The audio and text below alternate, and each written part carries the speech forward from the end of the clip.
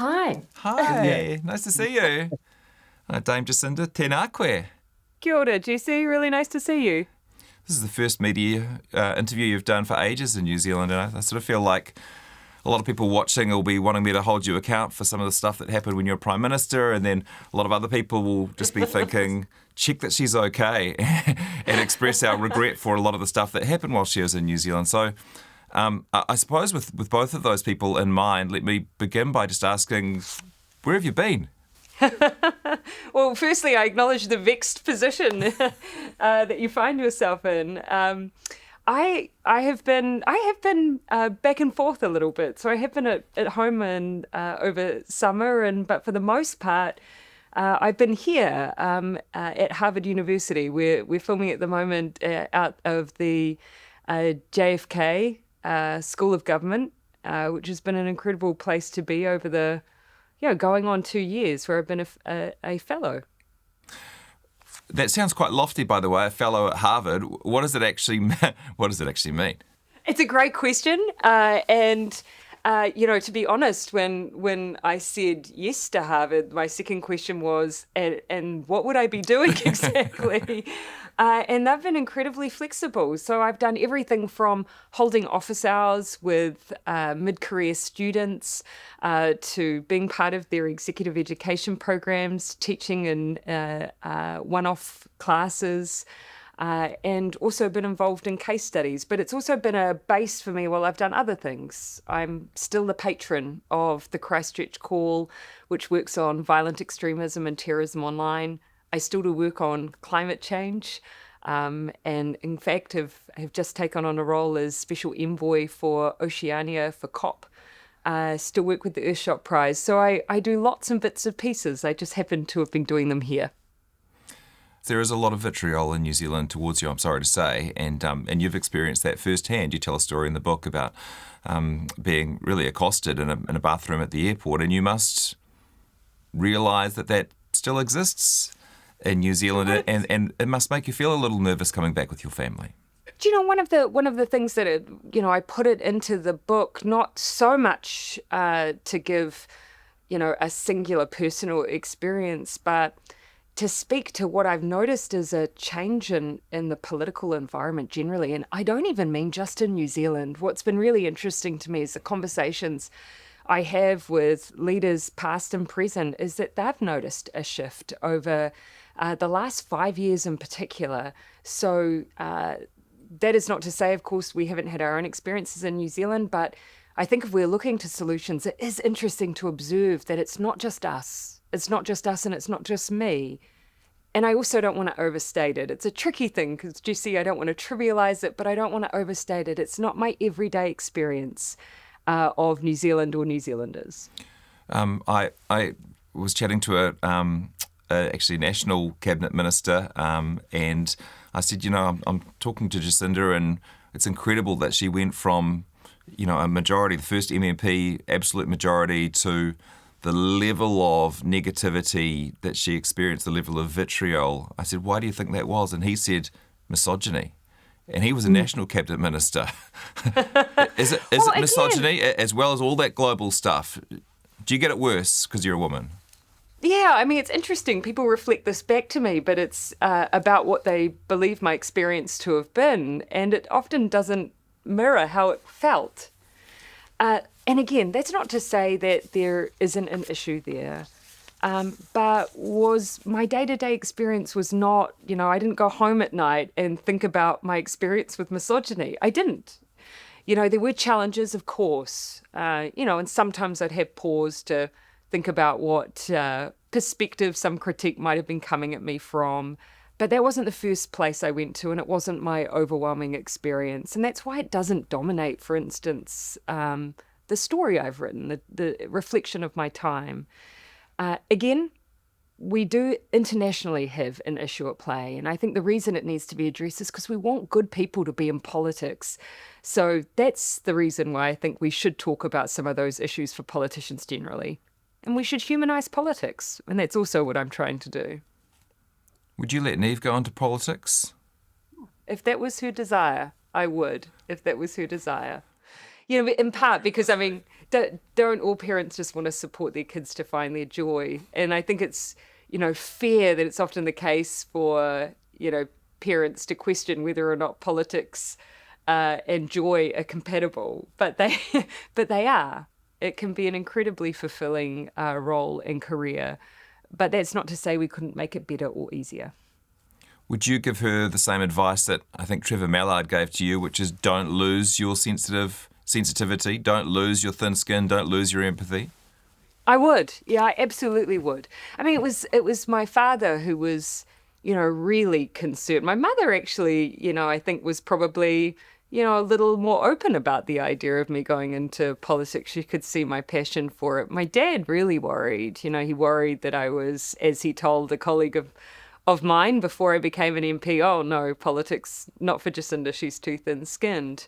And he was right. But I think the learning for me was actually maybe we need thin-skinned people in politics, because usually that is emblematic of the fact that you're empathetic, that actually you're motivated to do the right thing by people, and it really deeply affects you if you're critiqued for not doing your job well. That is a form of motivation. Wouldn't do us any harm to have a bit of that in politics too.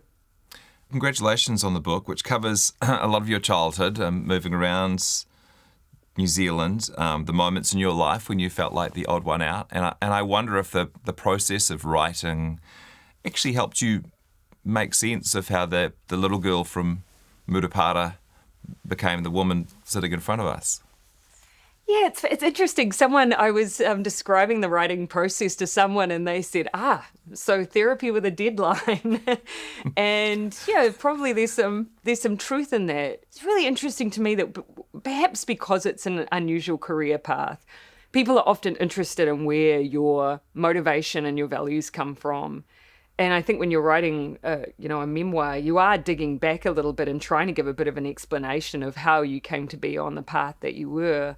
The thing that I ended up finding the trickiest actually was going back and talking about the role that faith had for me, not because that had been something I hadn't disclosed. It was very much on the record that I was raised in the LDS church. The thing I found difficult was actually after I left, I just put that away in a box and didn't really reflect on it again. When I came to write, I had to pull it all back out again. So that was an interesting experience. Yeah. We'll get into the specifics of these moments, but did you ever find that grounding in faith helped in your darkest and toughest moments in office? I don't know whether or not necessarily it was specific to moments, but it did give me no question, it's always given me a sense of the importance of service, because I was raised in a very service-orientated religion and community. But I think it also gave me a respect for people who do have faith in their lives. And it gave me an understanding of faith communities, I think. And I do think that's been helpful. It probably motivated me to want to try and build a few more of those bridges. But in those darker moments, actually, I would describe myself as agnostic. And so, perhaps having faith, I think, does help people through those dark moments, whereas I tended to lean into just my family and friends, probably. Do you still, according to the Mormon tradition, keep 3 months of groceries at all times in your house? Clark would probably say inadvertently or without perhaps being conscious of it that I might, but not consciously, no. Yeah. Did you find the things that you remembered about your childhood told their own story? I'm thinking in particular about the anecdote of your sister and you walking through Murupara and seeing a cold, hungry young boy, and it seemed like moments like that really stuck with you. Yeah, and what's interesting, because, memory is an interesting thing, and I had such a detailed memory of it, I wondered why, and I called my sister, and I said to her, do you remember this event? And she remembered it with as much detail as I did, which was really, interesting to me. It was obviously just something that stuck with both of us. And did it have an impact on the way I saw the world? Almost certainly. But there's a simplicity in the way that you see the world when you're a child. You don't see the politics, you don't see ideas of responsibility, you just see a child in different circumstances to you. And maybe that was the beginning of a lifelong passion around children's well-being. I couldn't tell you, but all I know is it was a very vivid memory. Some people come across really well in the book, Grant Robertson in particular, who was there from the very early days with you in politics. And then some don't. You could have said nothing about David Cunliffe, but you really paint a pretty critical picture. Why did you decide to do that? Do you know, I think with any character in the book, for the most part, I've just tried to write experiences, so without giving too much commentary on anyone as an individual person. So just setting out a set of events. And I tried to be really thoughtful about that. I think in one of the critiques I've had is that some people think I haven't dished enough on certain people, but that my intent was really to tell, share my experience, share a little of what it is to be in politics, and there were a few moments that, were, perhaps a little bit formative in my career, where, I was struggling with this question of whether or not I was viewed tokenistically, and the story that I shared came up through the course of those events. So to not share it would have been a very deliberate edit, a very deliberate exclusion of something that really did stand out in my mind. So it wasn't just about the person, it was about the moment, and it was about 3 years of our time in office as well. Yeah. Well, a year in particular. I have read the book, but people watching may not have. So what happened in that conversation with the then leader, David Cunliffe, when he called you in? Shouldn't we dangle that out there as a reason why everyone should go and read it in its totality? Well, look, I do author interviews all the time, and they don't hold back.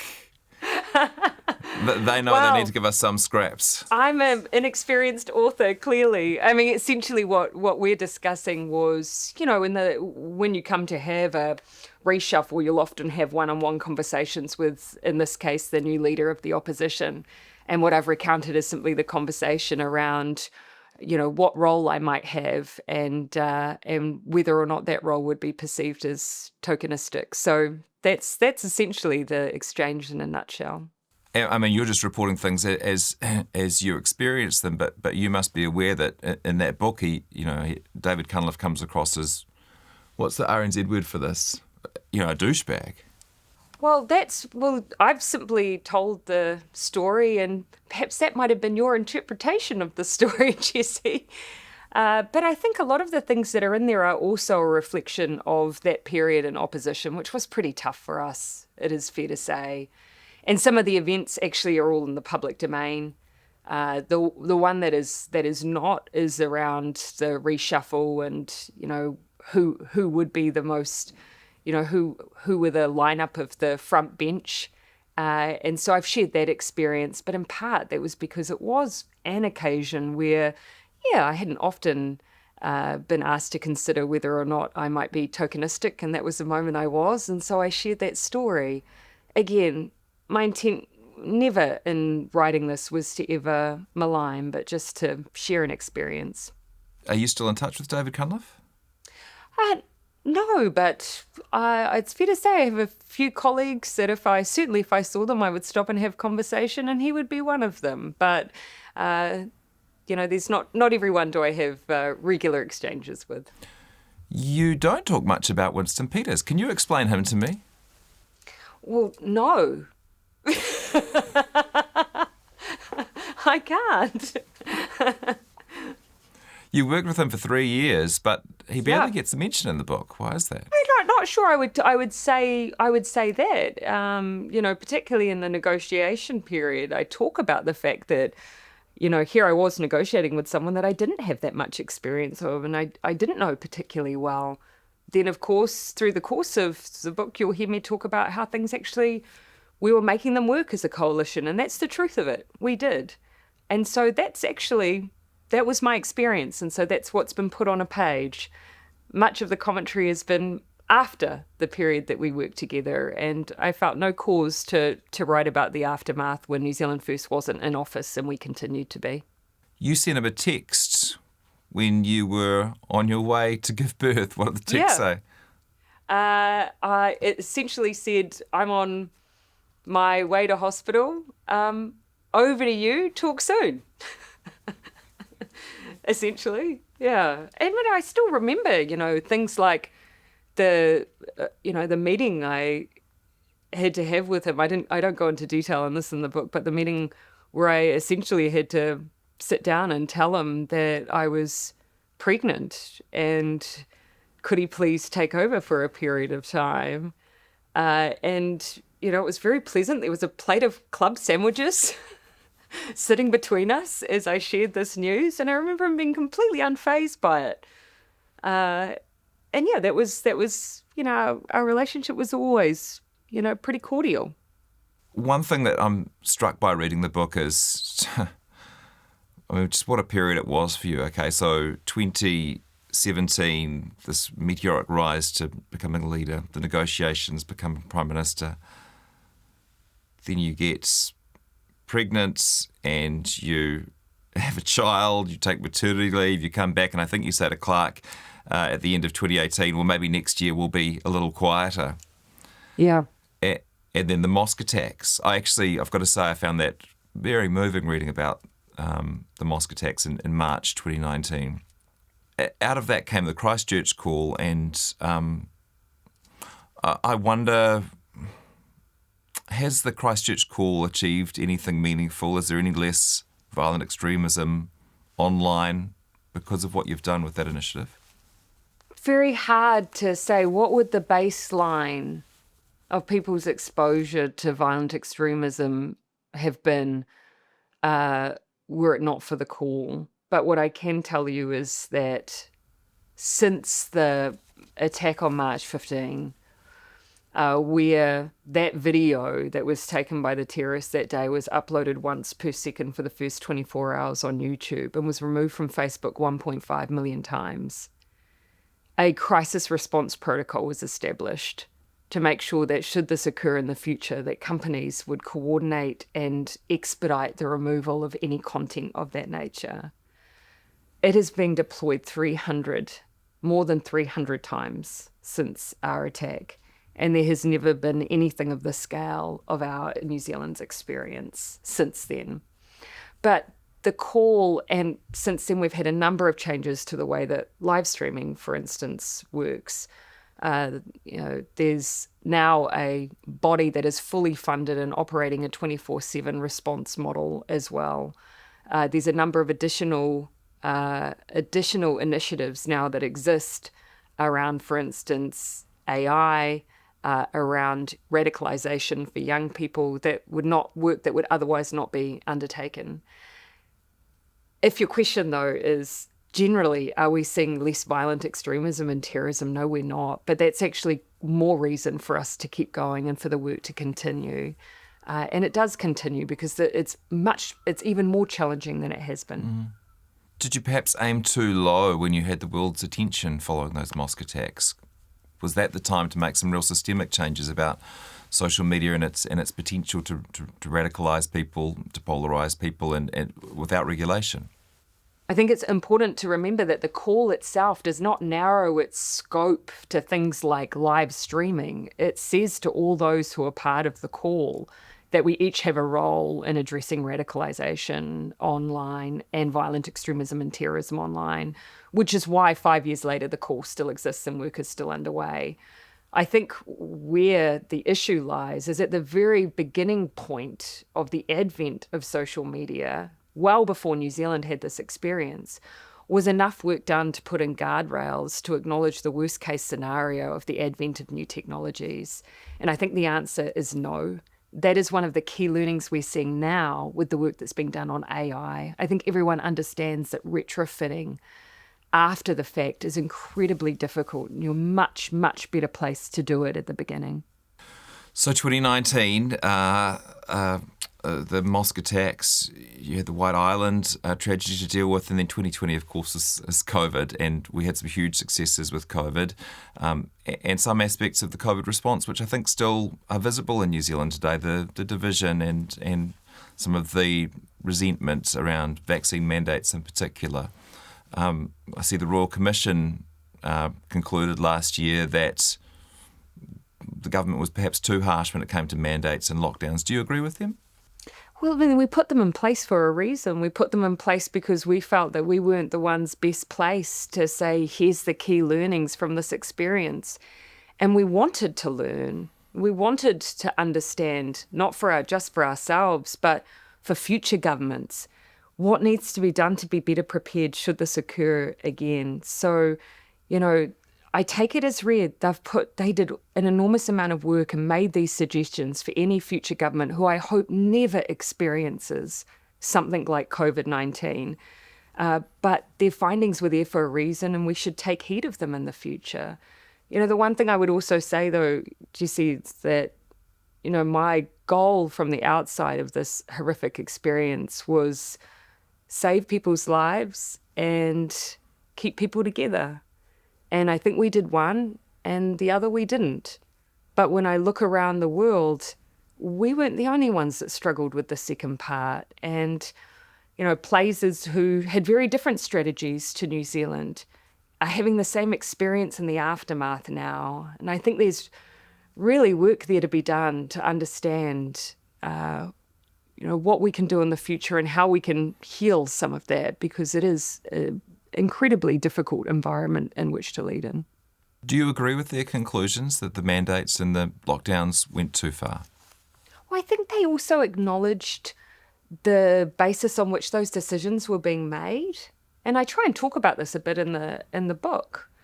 That this idea of, for me, saying which things would you do differently, it's very hard to say, well, I'd not do that without knowing, would that have cost people's lives? Because these were the trade-offs. But I think they acknowledged that we were operating on certain information and in a certain environment, but with now the ability to reflect back, they would recommend doing these things differently, and I wouldn't argue with that. Yeah. And I don't think anyone's saying that you didn't try your best to do the right thing, and that given the information you had at the time that you made the best decision you could. But I'm not disputing any of their findings. I'm not disputing any of the recommendations they've made or the conclusions they drew, because we put them there for that reason. You won't get to make that decision again, probably, but would you counsel future Prime Ministers to look at their findings and go easier on things like vaccine mandates next time and lockdowns? Well, again, I would firstly, I guess, wish for them, Jesse, that they'd never have that experience. That's what I would wish for them. I'd wish for that for New Zealand too. And keep in mind, actually, they, of course, acknowledge that the role that, things like, staying at home, the number of lives it saved, 20,000. It's hard to regret that. Did vaccine mandates save any lives? I'm not the one who can answer that question for you, but I'm also not going to sit here and argue with their findings. They made their calls and they were well positioned to make them, and I'm not arguing with them. They also found, of course, that they were important in areas like healthcare and so on, and they were relatively limited. But again, I'm not arguing with their findings. COVID was eventually over, or as over as it was ever going to be, and you had an outright majority in Parliament, and the major criticism of that time between 2020 and 2023 is you didn't get enough done. That if we look around New Zealand now in 2025, there's almost no sign that the Ardern government ever existed. What's your view on that? I would disagree with you, Jesse. I would strongly disagree with you. Look, did COVID dominate internationally? Of course it did. Of course it did. It's hard not for a pandemic not to. But you did have a couple of clear years back in Parliament, and I'm talking about things like Three Waters and RMA and He Purpu, all that stuff, which is all gone now. And why is it all gone? Yeah, well, ultimately, democracy. People make decisions and they change things, and I can argue, of course, till I'm long in the tooth on whether or not that was a good idea or not, but I leave domestic politics now for the politicians who are there. But the idea that we haven't had an impact, I disagree.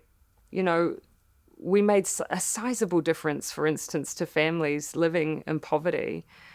We focus particularly on easing the burden for families at a time where absolutely the cost of living has been a significant struggle. But, you know, the changes that were made to benefit rates in particular, starting, of course, lunch programs, and yes, people will play around with those, but they're there. Decriminalising abortion, the Zero Carbon Act, the framework we created for climate change.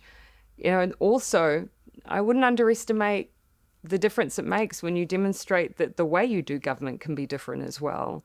And we did, I think, create an environment where, you know, we set out to do things differently. We set out to be an empathetic government, a kind government, one that didn't make personal attacks. I hope, raised the expectation that you can do things differently.